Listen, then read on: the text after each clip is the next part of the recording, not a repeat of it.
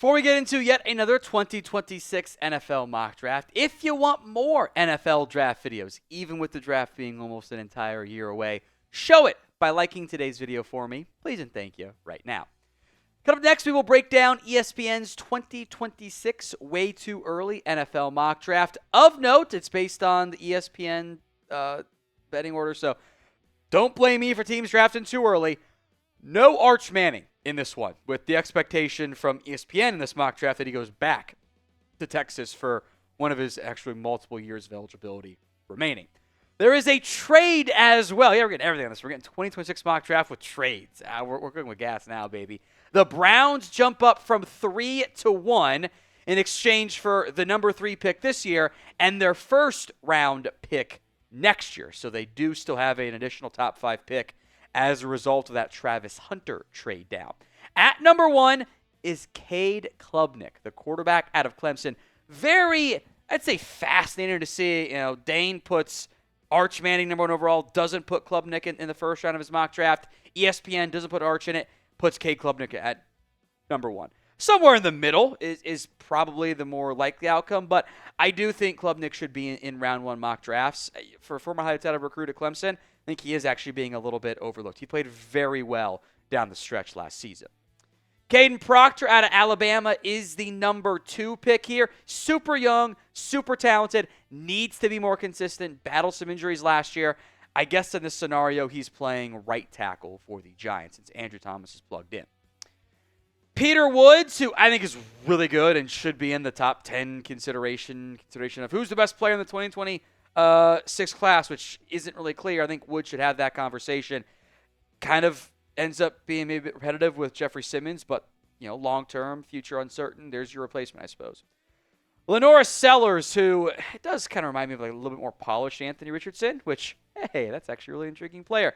Arm strength, ability, size, mobility, all of it's really intriguing. He has to be a lot more consistent, though. He makes way too many mistakes. This is if he takes a step forward, he goes super early mock draft pick. Caleb Downs, this is my answer for who's the best player in the class, by the way. He just happens to play safety, so it's not as valuable. Browns keep an in-state Buckeye home.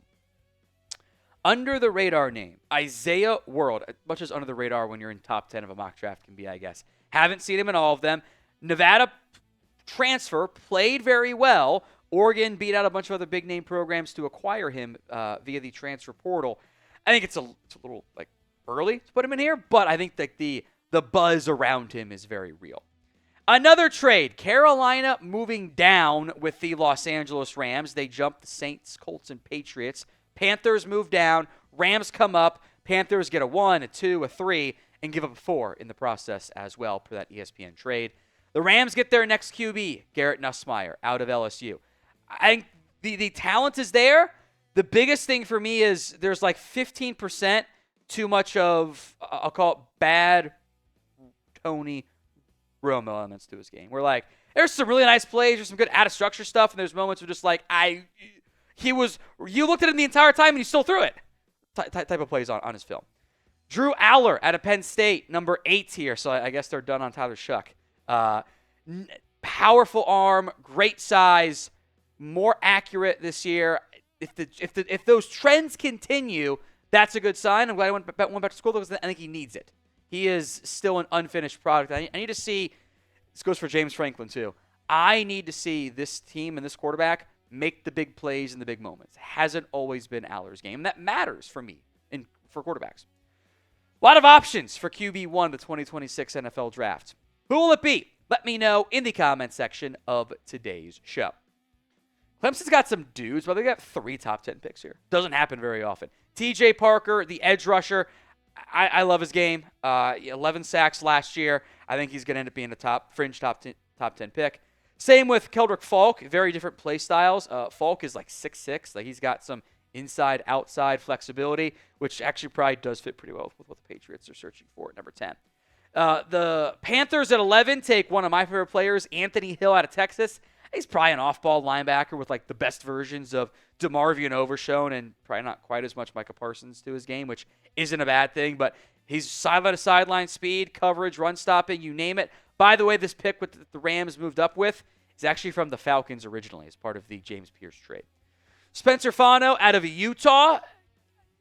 Guess he's going to play right tackle and move on from Abraham Lucas. I don't know if he's really going to be an option to kick inside to guard. I mean, he's listed at 6'5", 304. It's kind of more of a guard build or tackle build. We'll see what the arm length actually comes in at. But offensive lineup for Seattle certainly makes sense.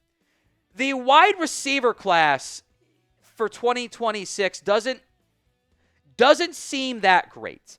Now, Jacoby Lynn had a monster game against Texas A&M, which Jordan Reid says he was at, and I think that's a big factor in why he's projecting so much growth here. He went off for 7 for 127 and 3 scores. Had 3 touchdowns to end the year against Notre Dame. So 6 touchdowns.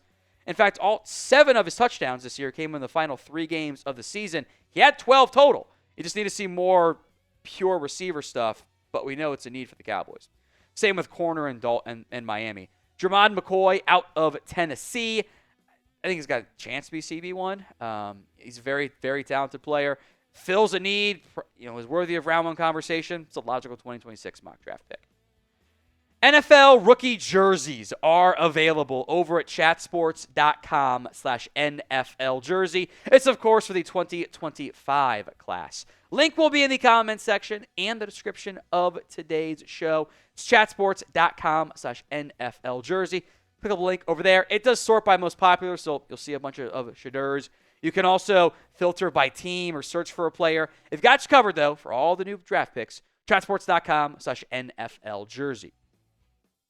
Danny Dennis Sutton out of Penn State. Oh, look, another gifted Penn State pass rusher athlete. Go figure. He had 8.5 sacks last year. Had a really strong CFP performance against the Fighting Irish. Had multiple sacks in that one.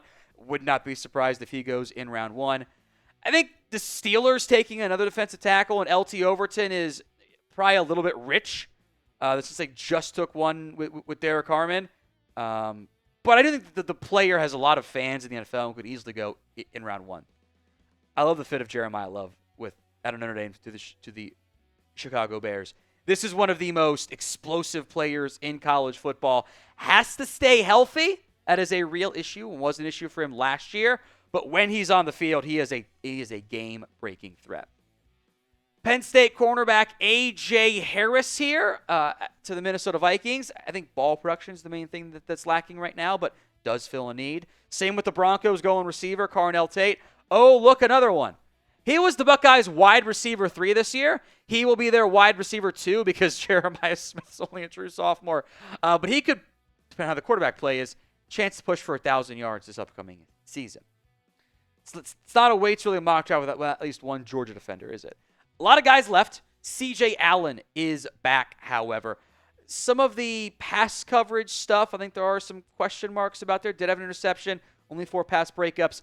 I think his, classic linebacker, or at least modern linebacker size, maybe is better of describing it. And I think one of the better run stoppers right now in college football.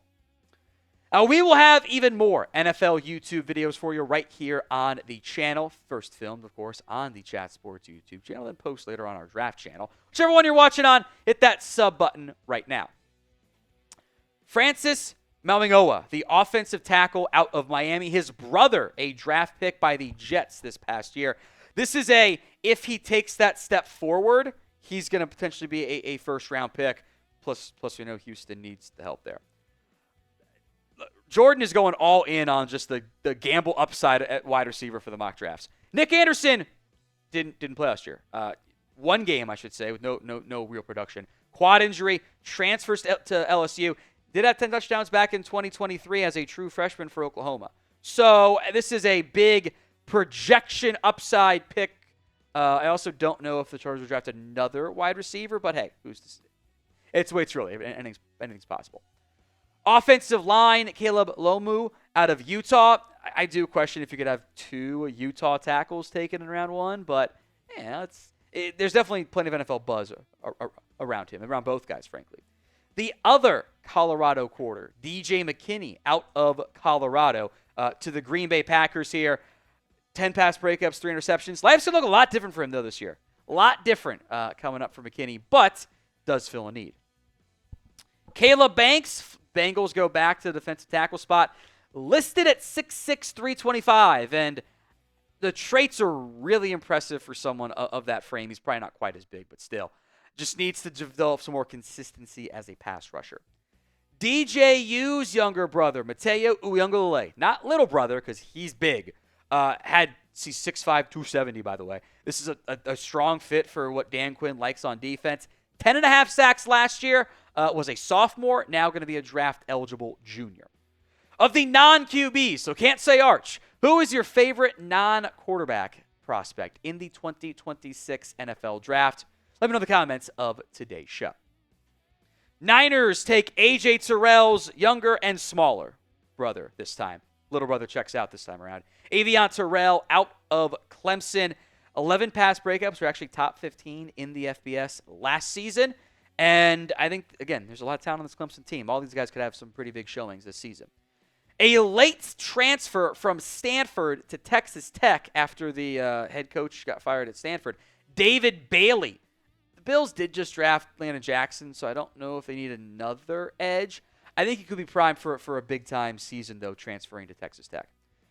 Cassius Howell, who was better in 2023 than he was in 2024, now gets a chance for more playing time with Shamar Stewart and Nick Scorton all gone, and Lions' long-term edge is a question mark there. Malik Muhammad out of Texas. Again, he also had 11 pass breakups. Didn't allow a touchdown this year. I think with Andrew Makuba gone, Jade Barron gone, in theory there's a chance for more takeaways for him, or maybe teams just really don't throw at him. We'll see how the year plays out. Long-term Ravens, CB2, makes sense. Opposite Nate Wiggins, and Humphrey's getting older.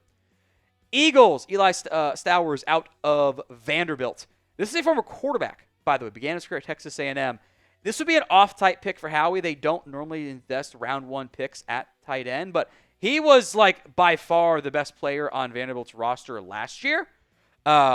638 yards. And to be fair, the Eagles did take an off-ball linebacker with edge ability in Jahad Campbell this past year. Guy I like a lot, Dylan Thieneman out of Oregon. The top safeties, Brian Cook, Mike Edwards, etc., are free agents. Transferred to Oregon from Purdue this year, I think is primed for a massive kind of become a household name type of season. Well, Brent, we'll mention some names I think could be first-round picks, or maybe they'd end up not being first-round picks. It is May, after all, of 2025. Who did Jordan Reid leave off of his 2026 NFL mock draft? Let me know in the comments of today's show. Some names, Nick Singleton and Katron Allen, both great Penn State rushers. Aaron Anderson, I think, has kind of a big-time year for LSU. Jordan Tyson was really good before he got hurt. Probably would be in some more round one mocks if he'd been able to play in the CFP. Denzel Boston had some decent year for Washington. Austin Barber's got size. He's the top 10 pick in Dane's mock draft. Ruben Bain was hurt a lot in 2023, or in 2024, but was great in 2023. Christian Miller is a good Georgia defensive lineman. So Taryn Perkins is not built big, but he's highly productive. Deontay Lawson has been a long-time college football player, but kind of old hurt guy right now. Got to stay healthy this year. Jalen Kilgore has the size NFL teams like at corner out of South Carolina as well.